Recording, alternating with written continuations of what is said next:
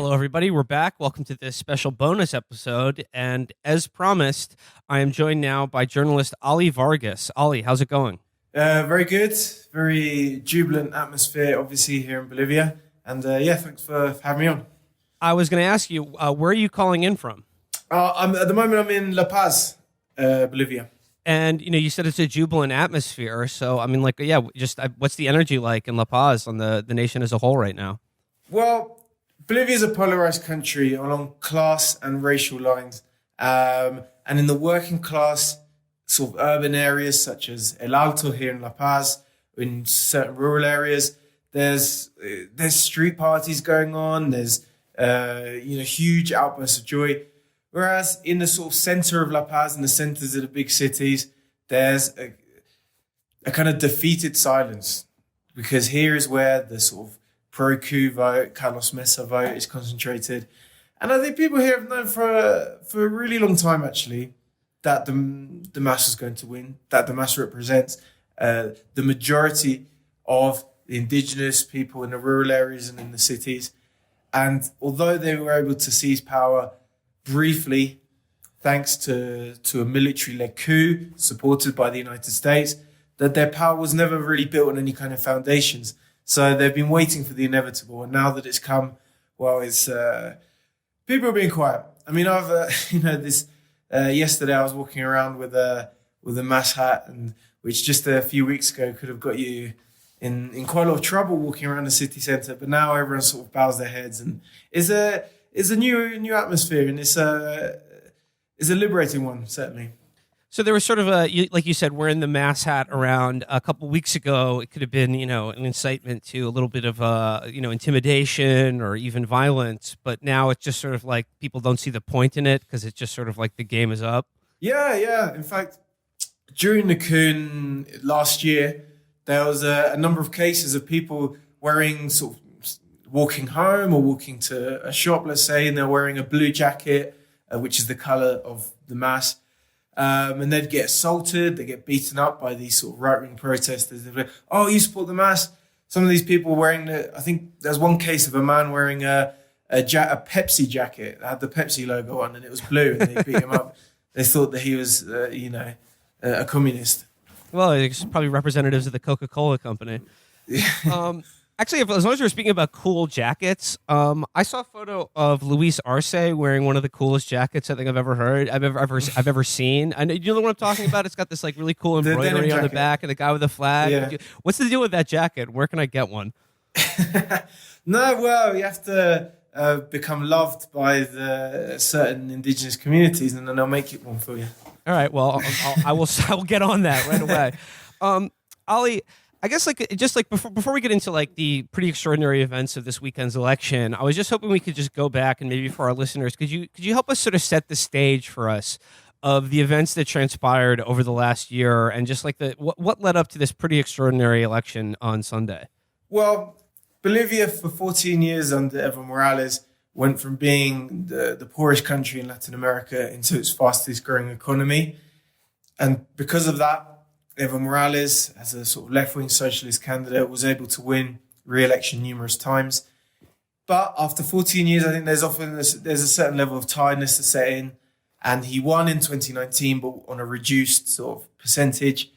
And that's when there was a huge outburst of sort of right-wing protests denouncing electoral fraud. Their only evidence was the report released by the OAS, which since has been completely discredited, even in papers like the New York Times, the Washington Post, that have pointed out the flaws in the report. But that report incited a huge amount of violence in the sort of the centers of the big cities. And what we saw was sort of right-wing gangs going around burning houses of sort of prominent leftists, assaulting indigenous people in the streets. It was the most violent period in Bolivia for around 20 years. Then we see the military step in, intervene, order Evo Morales to leave, and then a new right-wing government takes power. A government that was never elected. In fact, the new president, Áñez, was from a party that got just 4% at the 2019 election. And then since then, Bolivia's gone through an extraordinarily difficult time for the majority of people. When Evo Morales left power, Bolivia was the number one fastest growing economy in South America. What happened next was they paralyzed all of the state development projects, of key infrastructure projects, the industrialization of lithium, of natural gas. So we saw an economic crisis before COVID-19 hit. COVID-19 hit. They imposed a just sort of total rigid lockdown, but without providing any kind of support for the majority of the people in the informal economy, which is the majority of the country, who lost their income overnight. So consumer demand disappears. What happens then? Small businesses begin to disappear en masse. Unemployment tripled. The economy has contracted 11%. So this kind of neoliberal approach, firstly to the economy, then to COVID-19 strategy, has destroyed all of the work of the past 14 years in lifting Bolivia out of poverty. Poverty is now at the sort of levels that it was in 2005 when, people rose up and swept Evo Morales to power. So, that's going to... although there's a jubilant mood, obviously, amongst the people who have faced persecution this past year, the people who have been arrested, jailed, massacred, tortured this past year. Obviously, there's a huge sense of relief, of happiness. But I think the next few days, people are gonna remember the enormous challenges they're ahead. The fact that you're gonna have to rebuild the country from scratch. You're gonna have to rebuild an economy that's been completely destroyed, and that's not going to be overnight. There's a huge amount of expectation, but it's going to take quite a long time to put things right. There's a number of other obstacles, like the fact that just a few days before the election, the coup regime took out an enormous IMF loan. So now the Luis Arce's government is going to be saddled with this huge sort of illegitimate debt. There's a number of problems they're going to be facing. But, Luis Arce has done this before. When Evo Morales took power in 2005, and Luis Arce took the economy ministry, he was the economy minister throughout Evo's government, Bolivia was equally destroyed. Carlos Mesa was the president in 2005. He was the neoliberal candidate now. And Bolivia was taking out IMF loans to pay the salaries of public sector workers, of teachers, things like this.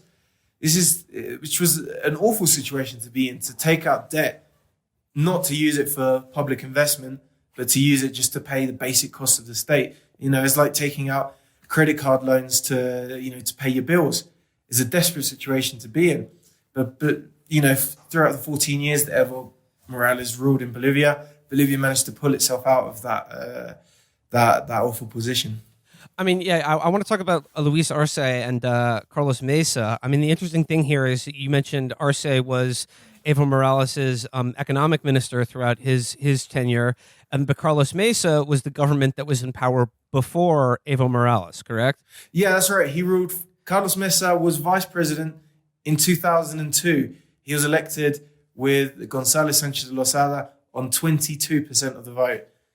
2003, a year later, the president is overthrown. He flies off to Miami with bags full of cash, and Carlos Mesa takes power. 2 years later, Carlos Mesa is overthrown. So for many of the people who voted both in 2019 and the real election, and I guess now yesterday on Sunday and this sort of redo election, have a living memory of what both of these parties' governance are like. So like what was the contrast being offered to Bolivian people between Carlos Mesa's party, which was the most prominent opponent of Mas, who was the one who could garner the most amount of popular support and was like clearly going to be the one to, like, if anyone was going to defeat them, it would have been him, and the 14 years of what Mas and Evo Morales in power looked like for the majority of Bolivians. Yeah, you're right. I mean, in a way, voters were very informed insofar as the majority of people had lived through both what was on offer by each candidate. And Mesa is quite a tragic figure. The fact that he became the leading right-wing figure just shows how weak the sort of Bolivian bourgeoisie is. He's literally overthrown by a popular uprising just a few years ago. He destroyed the economy. There was just chaos on the streets. And the fact that there's no one more popular than him goes to show just the sort of thin gruel that neoliberalism in Bolivia has always offered. And the fact that he's only the leading right-wing candidate because he was the least hated. The other right-wing candidate was Fernando Camacho, who was the one that led the sort of violent street protests last year. He's a sort of most extremist section in the sort of eastern region of Santa Cruz, representing the sort of big cattle ranchers, sort of the oligarchy in the east, sort of loggers, all of the most reactionary elements. He's the one who went, when Evo Morales left, he went into the presidential palace and said that, Jesus has returned and never again will Pachamama, who's the indigenous god of Mother Earth, never again will Pachamama return here. But I think that a lot of the sort of middle class, upper class here in La Paz, I think it's probably similar in the US, where you have the sort of coastal elites who look at the sort of some of the more right-wing elites in other parts of the country, see them as kind of brutes and savages, and we're more sophisticated, we're more cultured, enlightened. Yeah. They don't have the stomach to just be openly fascist, they like all of the neoliberal economic arrangements, but they don't like the embarrassment of having to deal with open right-wing thuggery and sort of theocratic fascism. Yeah, absolutely. I mean, in Santa Cruz is a region where, till very recently, there was practically slavery, big landowners with sort of indigenous serfs. That was the case until Evo Morales' land reform in 2006. And you still have that culture, sort of Croatian fascists that own huge areas of land in Santa Cruz, ex-Ustata people who, go around whipping people and, calling people Indians and things. And the sort of middle class here in La Paz see that as just very uncultured and very brutish. But they're proposing essentially the same economic setup. They're proposing free market economy. And they think that, they try and define themselves, we don't want violence, we don't want repression. But in Bolivia, the social movements are so strong that if you ever try and impose privatization, neoliberalism, the only way to do that is, through force, down the barrel of a gun. So whatever their cultural sort of differences, they end up at the same place, and they did last year. Now, I saw that, obviously in 2019, Evo Morales had to flee the country. I think he went to Mexico, right? Where's he been this last year? The coup happened. Evo Morales went into hiding in the Tropico of Cochabamba. That's where I live most of the time, which is where he was a union leader. He was hiding in the jungle for several days. The Mexican government offered to take him out. They sent a plane, took him out. He went to Mexico. But shortly after, he went to Argentina. And that's where he is now, in Buenos Aires, because there's a huge Bolivian community in Argentina. There's about 2 million Bolivians in Argentina. There's only 10 million, 11 million Bolivians in Bolivia itself. So it's a huge part of the country in Argentina, which is overwhelmingly supports the MAS. In this election, around 90% of Bolivian migrants in Argentina voted for the MAS. Why? Because those who went to Argentina are economic migrants, are people who left en mass migration in the 80s and 90s when neoliberalism was first imposed. And what we saw there was privatization of almost every state industry. Unemployment rose by 3-4 times, and you saw over 1 million people leave during that time, looking for work. And now whole sections of Buenos Aires are just Bolivians, working class people who remember what it's like to go hungry, remember what it's like to lose your job and be left on the street by a neoliberal government. So they've always been sort of a hardcore vote for the left. So, I mean, I saw today that Evo has said that he will be returning to Bolivia. So this will be sort of a homecoming for him. But so he will be returning. But in what capacity will he be involved in the MAS government, or will he be sort of a public figure, or what? Will he have any official role to play? Yeah, Evo Morales is going to return. Evo Morales is the historic leader of Bolivia's social movements. Evo Morales is the person who took the indigenous struggles in the rural areas out of just demands around, human rights or land, but actually took it, out of a defensive struggle into an offensive struggle, the struggle to take power, the political struggle. He's the one who led and articulated that. So there'll always be a place for him in the movement towards socialism, his party. So he's going to return, but he's not going to be in government. Luis Arce today and Wilfredo Chavez, who's the sort of main lawyer for the MAS, they said Evo Morales is not going to be in government. He's not going to rule, but he's going to play a leading role in the party. He's going to play a leading political role. And Evo himself said that he wants to use his experience as in this as a union leader when he fought the DEA, USAID, the US military presence, and then building a political party to take power. He's going to use that experience to train sort of new young leaders. So yeah, it's very interesting. He's still the president of the 6 federations of the Tropico of Cochabamba, which is the best organized social movements around Cochabamba. So he's going to assume that. I think he's going to speak to the world as a union leader. I think it's going to be an interesting period. And what about Hanina Nez? Is like what's she up to? Is she just going to take her giant Bible and go home, or what? Well, I mean, I guess tomorrow we'll get the official count. I think there's people still nervous that they might try and last ditch attempts, maybe a second coup. But the victory is so overwhelming that they seem to have accepted the defeat. Agnes is, it's just a tragic figure. She was never supposed to play a leading role in anything. And her whole period has been a disaster in terms of the economy, in terms of the handling of COVID-19. And I think the final humiliation for her was this election. She declared her candidacy in January. And then just a few weeks before the election, she realized that she was hated and she was on 9% approval ratings. And she was in 4th place. So she withdrew from the race under pressure from other right-wing forces. But it's too late.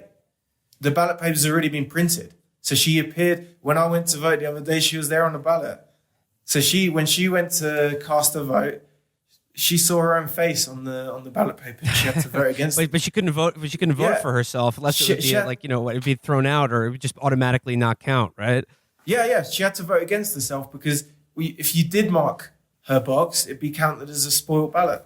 It's funny with her dropping out. There was I guess I'll say strange, but not altogether surprising phenomenon of of what are purportedly objective newscasters and journalists essentially coaching her to do just that. So, just sort of being like, "Hey, Janine, it's time to go.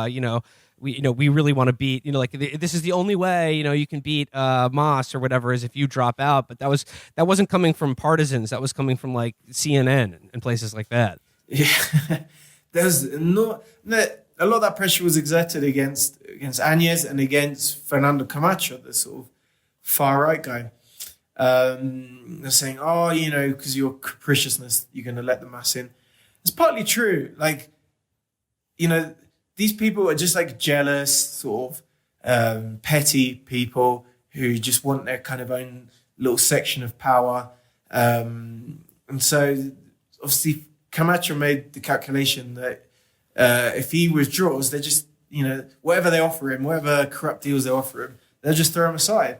Where he wants to have his own position. And he won that. But in the end, it didn't matter. Even if all of the right-wing candidates withdrew, the MAS got 52, another poll showed 53%. So it didn't matter. But I think the divisions within the right is what I talked about earlier. This kind of cultural division they have. It's quite petty. It's quite nonsensical.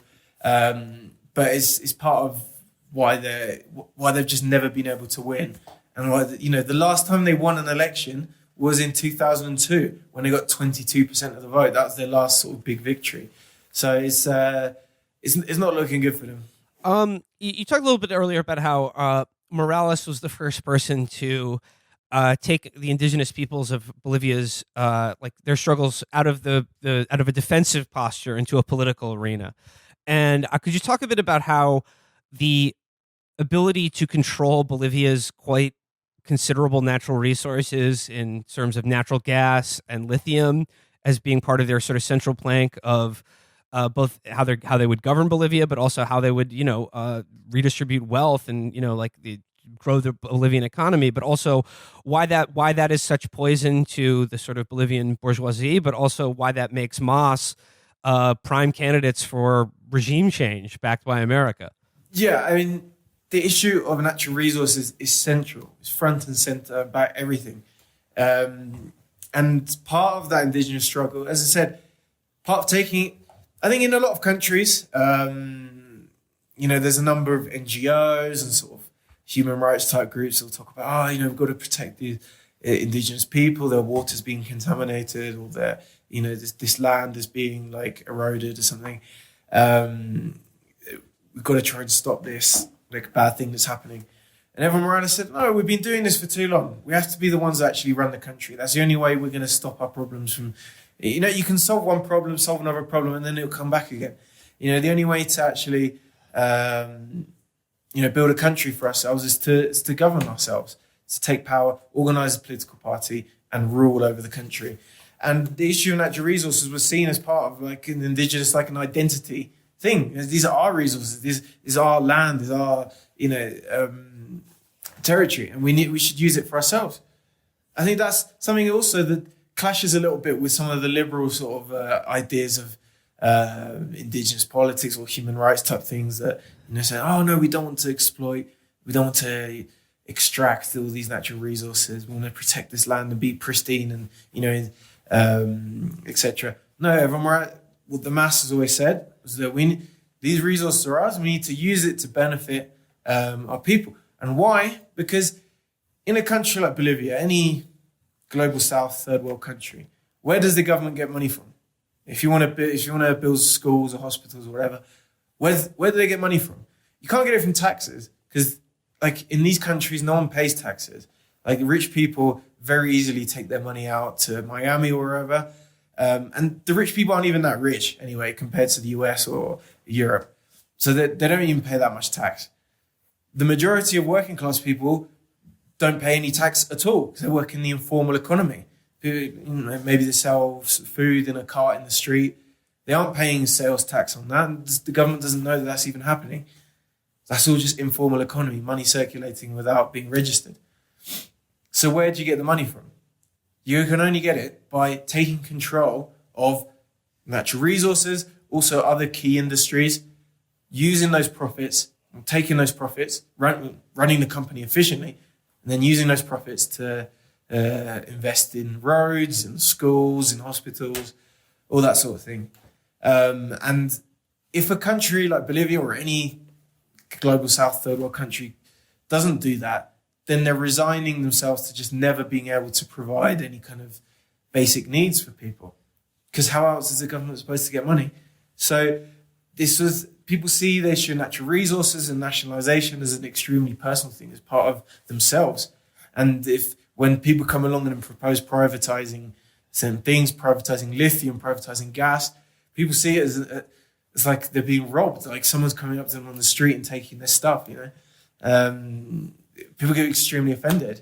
And that's why the issue has been key in this election and always. I mean, and when it comes to something like lithium or natural gas, it's like the question is not development. I mean, but it's about like, we are going to bring these incredibly valuable resources to market on terms that are ours, that are not just like we're being looted at the at the pleasure of fucking Western extraction companies. And then like you mentioned earlier, it gets into a situation where if you don't do that, then like the Mesa government is paying teacher salaries with IMF loans, which will straitjacket the country for generations and come with all kinds of strings attached about what you can and can't spend your own country's money on in terms of like debt to GDP and things like that. Yeah, of course. If you can't pay your own basic costs, like you're not a free country. I mean, it's the same on an individual level. How many people around the world live with crushing debt? Do those people feel particularly free? Of course not. Debt is a form of slavery as well. And the only way to sort of emerge from that is to have your own income, and by having control of your natural resources, not just natural resources, but key state. In Bolivia, the airlines are nationalized, the telecommunications are nationalized, the basic public service are nationalized, the airports are nationalized. All of these things provide huge revenue for the Bolivian government, which they can then spend on things. But yeah, no, that issue is key. It's key to being an independent country as well. And from Bolivia going from being one of the poorest countries in South America to the fastest growing economy, like you said, there's all these kind of Western NGO and sort of well-meaning liberal organizations that are supposed to they want to help development in countries like Bolivia. But the one thing that they don't abide is, like you said, those countries controlling their own national resources and developing them themselves. It's all just about like, oh, how can we bring your country to a global market that is controlled by us? And then, in exchange, you get, to have roads and schools. Yeah, of course. I mean, the sort of global setup that, benefits Western countries is a setup in which, countries like Bolivia or Peru, wherever, take their oil or their gas, their lithium, and just sort of extract it, send it off to the United States where it can be processed in factories, sort of high tech, etc. Whereas Bolivia said no. Bolivia said, under Evo Morales, said we're going to build the capacity to produce things like batteries and electric cars within Bolivia under a state-owned company. Because then if you sell a car or a battery, that's worth more than just selling salt. That's what lithium is. It's right. Salt. So you earn more money from that. And that money then, if it's a state-owned company, that goes to the state and can then be used for, public services to help people's needs. But obviously, I think the whole kind of NGO sort of industry is very attached to a wider kind of US, well, not just US, but Western foreign policy interest in kind of keeping these countries down. So a big issue has been like environmentalism, right? I don't know if you may have remembered around last year, just before the coup, groups like Extinction Rebellion and things attacking Evo Morales, or like a few years ago as well, there was when Evo Morales he wanted to build a road connecting two key regions of the country, and part of that road would go through some forests. And there's sort of huge sort of outcry by Western NGOs. But actually, it's the same whether it's Bolivia or China. These countries have a right to develop and industrialize and have living standards similar to that of the West. How, countries like the US or the UK, wherever, people have a certain standard of living, of sort of dignity. People have working toilets, people have like internet, roads and like schools and things. And how is that paid for? It's paid for because the government has enough money. And the government has enough money because it can tax things, because there's an economy. And how did that economy come about? Through industrialization, which was hugely destructive to the environment, obviously. But when you say that countries like Bolivia mustn't do that, you're saying that, well, it's okay for us to, have Netflix and like Wi-Fi in our homes, yeah. But it's not okay for you guys to have it. You should like live in the forest or live in like shacks. Yeah, forever. Exactly. Like, as long as there's some country out there that's still like Fern Gully, I can feel good about, my lifestyle here in this country where I'm driving a fucking car everywhere and, just eating fast food and, being on Wi-Fi 24/7. Yeah, it's arrogance, And actually what's interesting is that development in countries like Bolivia and China was actually a lot more sustainable than it was, 100 years ago in the Industrial Revolution. Actually, Bolivia was a country that's building, across the Andes, has solar panels, wind turbines. It's one of the countries that invested most in green technology. And Evo Morales discussed this issue many, many years ago when he first took power. He said, Western countries have a debt to colonized countries. Talking about sort of reparations, essentially.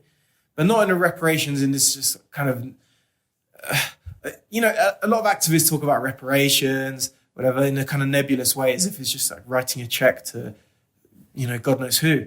But what Evo Morales was talking about was that Western countries should pay for green development and hand over green technologies to global South countries so that those countries can develop in a sustainable way. I think that was a very interesting idea, and I think it's something that should be, discussed around the world. Just to change directions for a little bit, I'm an outside observer of these events that happened in Bolivia and here in America. I remember watching the coup unfold last year, and then like the struggles to get to this point and this election from afar. But one of the features of that is sort of taking on American commentary about what's going on in Bolivia from our capitalist press through outlets like The Atlantic and The Economist and things like that. And these outlets that, quite frankly, cheered on this coup when it happened, and then more often than not, just said this wasn't a coup.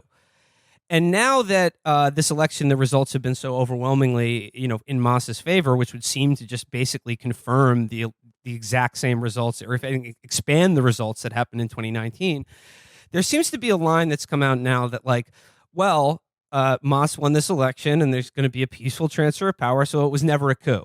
There seems to be this line that, like, if the coup doesn't work, then it was never a coup in the first place, and you can't complain about it. And it's just like, well, I mean, there was a whole year where the military disrupted the democratic process, and then like it was quite a bit of violence to get to this point, and had to be a pretty disciplined and well organized, popular uprising to demand. I mean, like they weren't even going to let Mas stand in this election, right? Yeah, I mean that's a stupid comment. I mean, the Franco dictatorship in Spain, fascist dictatorship. How did that end? Of a referendum in Chile in Pinochet? That ended with a referendum, with a vote, because a dictatorship. Some dictatorships last until they're overthrown. Some dictatorships can see the strength of popular feeling against them and do step down peacefully. This government hasn't left yet. Let's see if they do step down, if they do hand over power peacefully. But so far, they seem to have accepted their defeat precisely because it's so overwhelming. And yeah, you're right. The circumstances in which they've ruled have in no way been democratic. This government is in power right now is not elected. They didn't win any presidential election. They've ruled for almost a year. They didn't even want to hold elections. They postponed elections 3 times and want to do so again. The only reason we had elections at all was because in early August there was a mass uprising, a general strike. People paralyzed the whole country, blocking all the key highways, huge protests in the working class areas of the cities.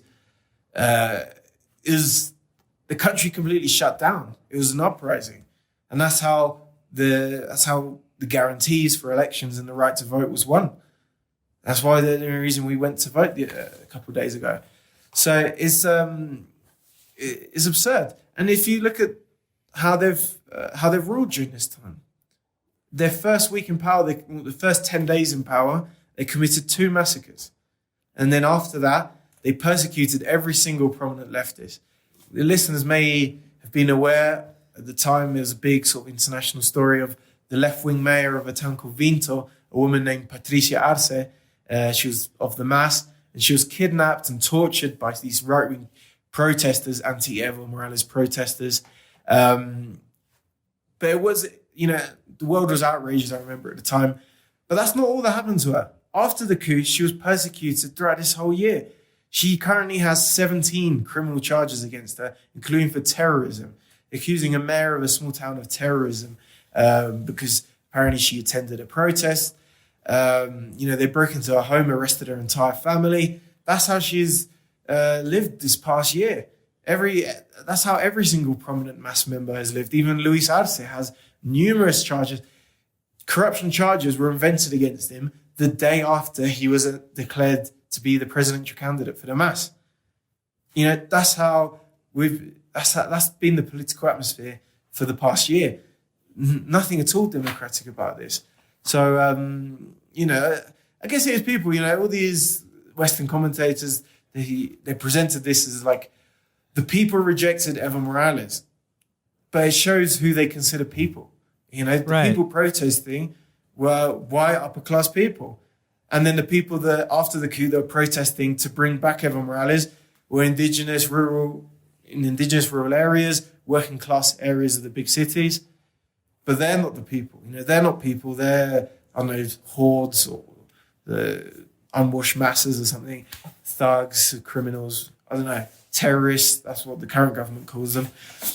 So, I think it's a lot of people feeling quite embarrassed around now. They were talking about how, Bolivians have rejected Evo Morales and now 53% of the country has voted for his party. So they've got to explain themselves somehow, haven't they? Yeah. Well, I guess like this all begs a question. Like the whole thing is like, it wasn't a coup because the coup didn't work. So I guess like the real question is, why didn't it? That's going to be, I think, very. We're going to have to investigate that. There's so many reasons. The most obvious reasons is the Bolivian, as I said earlier in the program, the Bolivian bourgeoisie is incredibly weak, very poorly developed. They never, throughout Evo Morales' period in government, whenever they stood and lost in every election, they never presented an actual proposal for the country. They never, whenever Morales would nationalize this or that, they'd oppose it and say, this is communism, blah, blah, blah. When election time came around, they'd be like, no, we're not going to privatize anything. We're not going to cut this social spending that we were against at the time. No, it's all fine. We're just against communism. But, we're not going to say which part of it, because actually most of the policies of Evo Morales were very popular. So they've never been able to articulate an actual political ideology beyond just kind of racial resentment and a love of free markets, which they don't even want to say too explicitly anyway. So they're very weak. They've never had any popular support. They're very divided. As I said earlier, there's a huge regional issue. The corruption as well over the past years has been extraordinary. Bolivia has been one of the countries that has handled COVID-19 the worst. People dying in the streets, hospitals collapsed. And when the government bought ventilators, 500 ventilators from Spain, it turned out that they robbed half the money from it. They paid double, and then some officials pocketed all the money. This is the time when the country is going broke. So even their own supporters, even middle class, upper class people were just appalled at this level of corruption, of just open thievery. So they had no social base.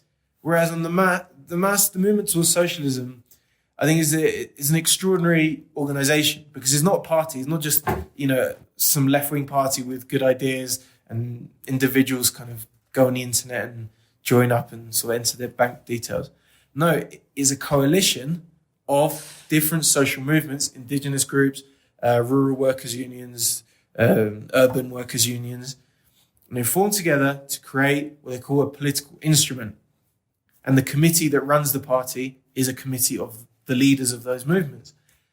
So even if you persecute one or two people, one or two leaders, those movements are there because they're in every community, at every region of the country, every workplace, every community, the grassroots level. So you can't make that disappear. Even if you shut down their office or like take all their funds or whatever. You used the phrase political instrument. And I thought that was an interesting one, because I saw in Morales' comments today, he said, I'm sort of paraphrasing here, but he said socialism is the only political instrument for the sovereignty of the people, and that's why we won. Yeah, because they don't see the mass as a party. They elect them and then the politicians go off and do whatever. They see it as an instrument that they own with which they intervene in politics, which they can rule the country.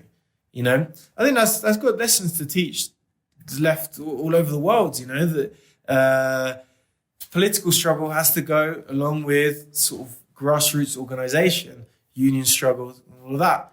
And likewise, that struggle can't just stay on X, Y, and Z issues. It has to go beyond that and move into the political sphere.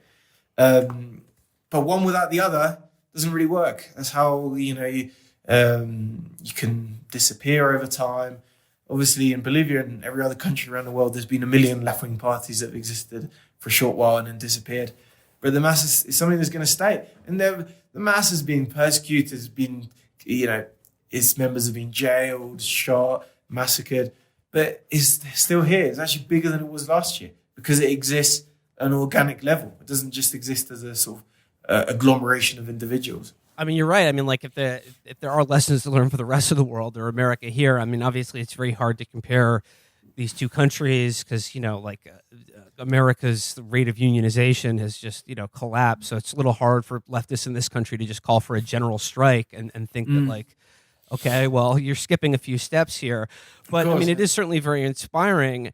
And I guess the last question I want to ask you is sort of the wild card. You mentioned it's a jubilant moment, but maybe people a little nervous as well. I mean, given what happened with the last election and how easily, Morales was. I mean, I wouldn't say easily, but he was deposed through the military. So I guess the wild card here is, what about the military? What about the Bolivian military? Where do they stand now? And how do members of MAS and both the politicians and their constituents, what do they think the future may hold? I mean, I would imagine they're sort of sleeping with one eye open when it comes to these things.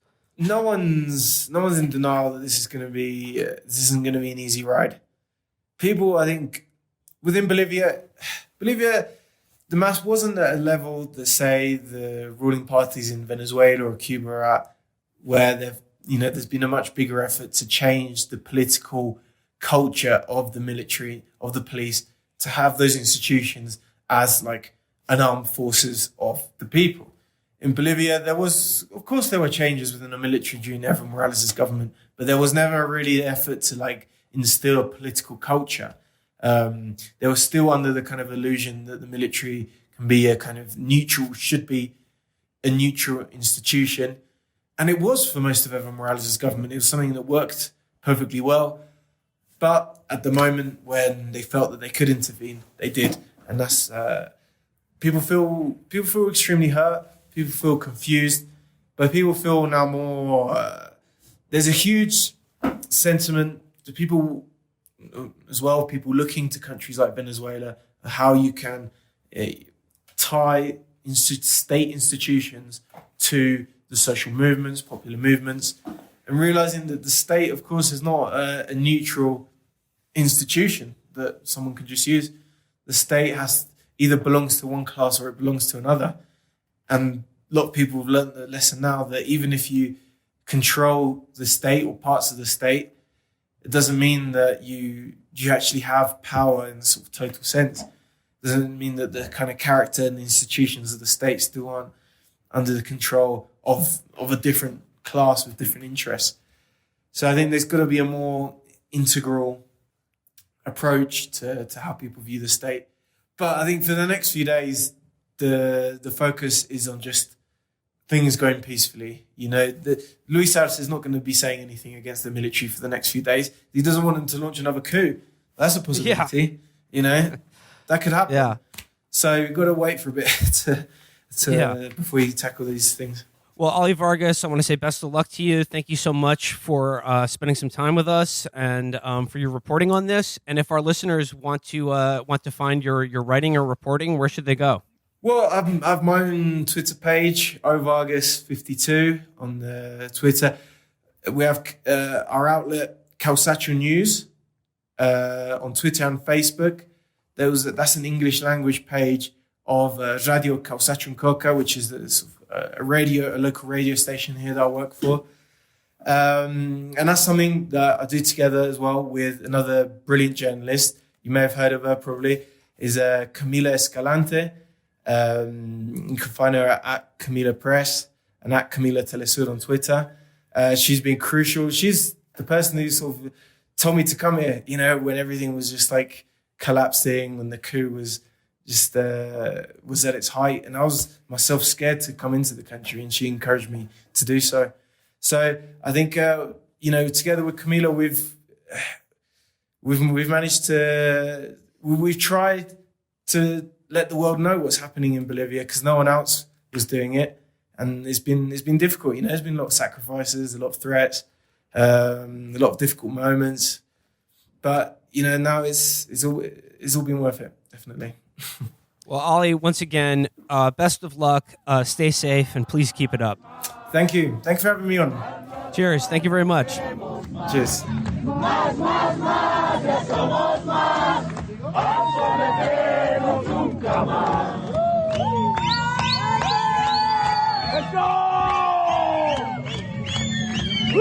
El pueblo unido jamás será vencido. El pueblo unido jamás será vencido. El pueblo unido. El pueblo unido. pueblo.